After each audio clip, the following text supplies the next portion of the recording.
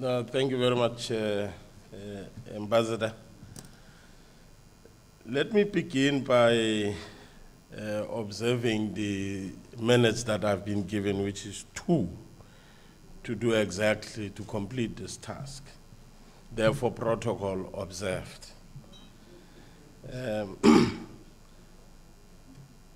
Let me thank, firstly, the Executive Authority, of course, under the leadership of the Speaker of the National Assembly, for having been able to create this kind of an environment by bringing all reps of SADC forum, parliamentary forum, under one roof to have such an important discussion. Of course, once more on behalf of the Speaker, let me extend our gratitude to the Premier of the province in absentia for the input that he has made in trying to lay the basis for us to have a better understanding of what exactly happened in KwaZulu-Natal and what is it that the province is doing to address the problem. Let me also thank Professor Monde Makiwane, Professor Abdayo in absentia,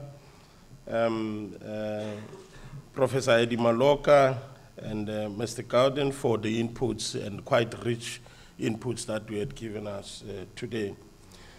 I'm certain that we are all in agreement as delegates and, of course, as officials who would be part of the processes, that these discussions would not end here but will be an ongoing discussion.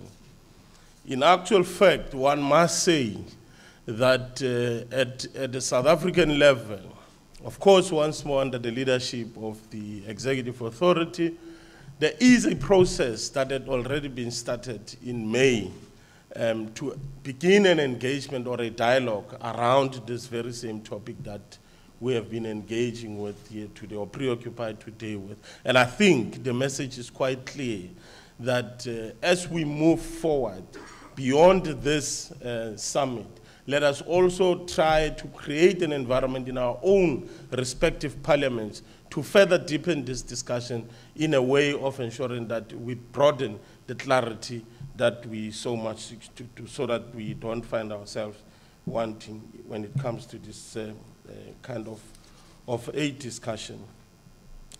I want to reiterate that the discussions of these roundtables,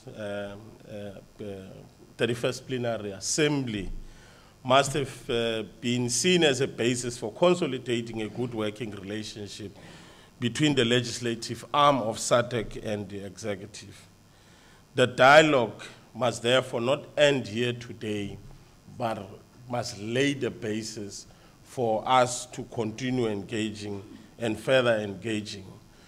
Like, for instance, our former President Nelson Mandela once said, our march to freedom is irreversible.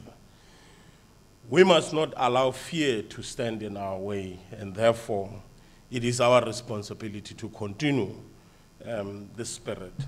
Let us therefore echo in one voice the very same spirit of growth and transition that Utada Mandela once spoke to, and declare that our march towards the integration and industrialization of our region indeed is irreversible.